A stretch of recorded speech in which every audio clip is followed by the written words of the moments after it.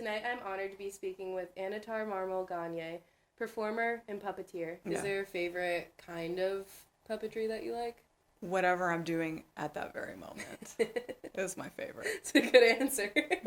Like, I just get really excited. So whatever I'm doing at that moment is my absolute favorite. You're working on a really powerful piece for you, your story of coming to America. Would you like to kind of explore that a little bit? Sure. This new piece is called SUEñOS, and it's my story of arriving here, not knowing the language. After my parents' divorce, my dad came to the States. My mom was back home in Venezuela, and when she got into a car accident when I was 7, my dad brought me here. And just the cab ride from the airport and seeing the Twin Towers was just... Oh, like the city, too. Wow, you know, that's crazy. But I didn't return back home till 8 years later. So I didn't see my family, barely spoke to my mom. It was a really nasty divorce, and then custody battle, and it was terrifying. It was ridiculous. But I was illegal here. I didn't come with papers, so that was also like an added layer to that. So around the time that I arrived in 1985, it was the very first kid that ended up on the milk carton actually went to my school.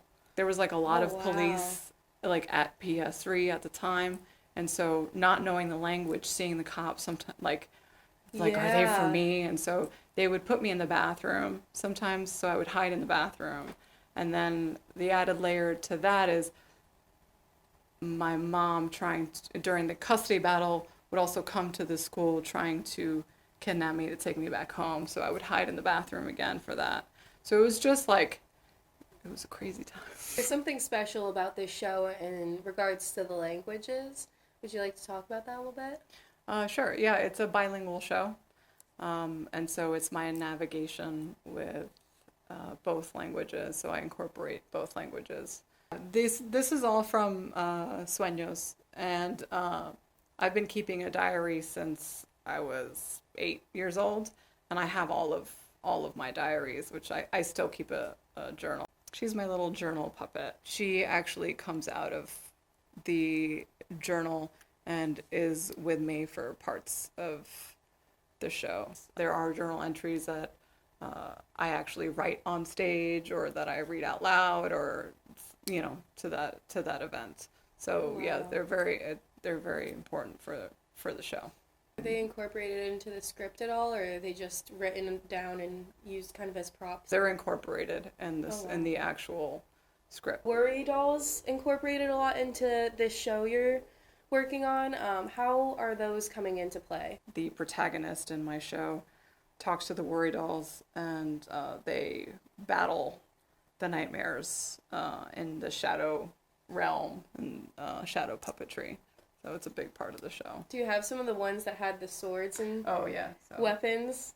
I think those are so cool. One of the things I really love to do with shadow puppetry is have the 2D puppets, but also have like 3D puppets. So these are the larger ones with the little swords that battle the little monsters, or the really big monsters. I love that. That's so cool. They're just fun.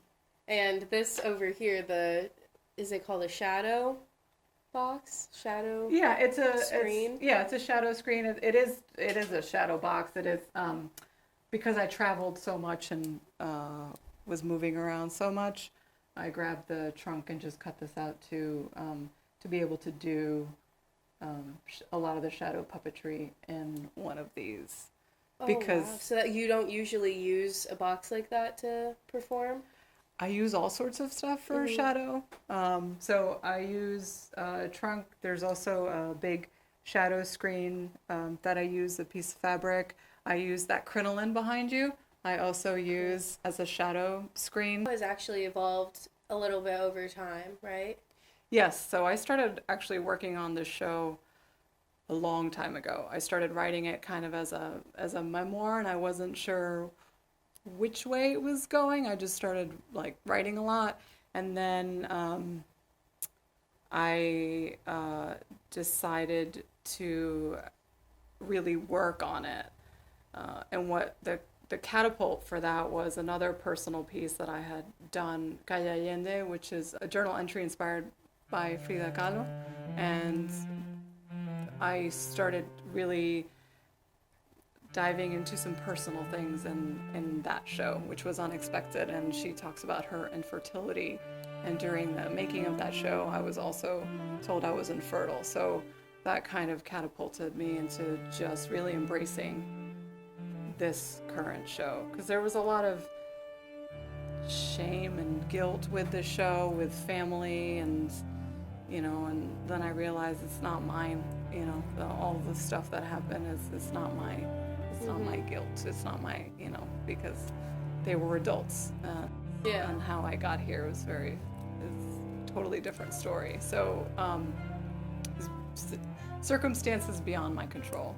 So that kind of brought me to this show, and then I went to the O'Neill. I was the emerging artist at the National Puppetry Conference, and that was in 2019, and that kind of brought it on its feet, and I really started working into what am I really trying to say with the show, and I was the artist in residence at Art Space, and so then I was really just focused on SUEñOS, and I had the exhibit earlier this year.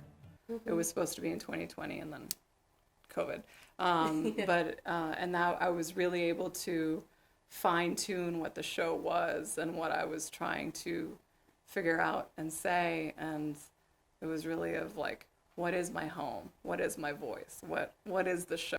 Yeah. So the residency, like what was that whole process like? So the residency was really incredible in the way that I was able to focus and have this exhibit and also be able to show an excerpt of the piece. They gave me a studio space, which is an incredible resource because this is just a fraction of the show. You need so much space to devise. There's a lot of devising that goes into puppetry and especially how I like to work and other performers, and it's not in a vacuum, so you always need somebody else to kind of look at hey, can you look at this? Or can we play and see what happens? I'm really into playing, especially when I'm directing a piece. Like, a lot of wonderful stuff comes out in play. So the residency allowed me to have the space. Oh, that's wonderful. To have the space and the resources, and also having an exhibit, which is the culmination of the residency, and being able to be at Art Space, and then having that final performance. So all those resources were really incredible. Do you have a date or a timeline in general that you'd like for this show to come out? So the premiere is set for next summer in New York. I don't have an exact date yet, but I should have some more specific date. It's also pandemic contingent, but that is it's set to premiere the full length of the show next summer in New York. Oh, that's so exciting. My company name, Pinned and Sutured, is the SUEñOS reel and Calle Allende reel, and my other shorts and stop motion. Thank you so much, Anatar, for joining us on this episode of Making It Artisan Stories.